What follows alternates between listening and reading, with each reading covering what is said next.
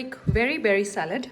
Here I have some salad mix leaves, 10 to 12 blackberries, 3 to 4 strawberries chopped, 1/4 cup of feta cheese, 1/4 cup of pecans chopped, and here I'm going to use this salad dressing from Salad Girl. I really like this one, pomegranate and pear.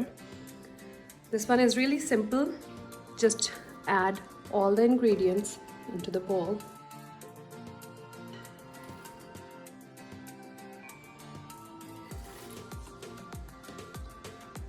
Add cheese. Shake the dressing well.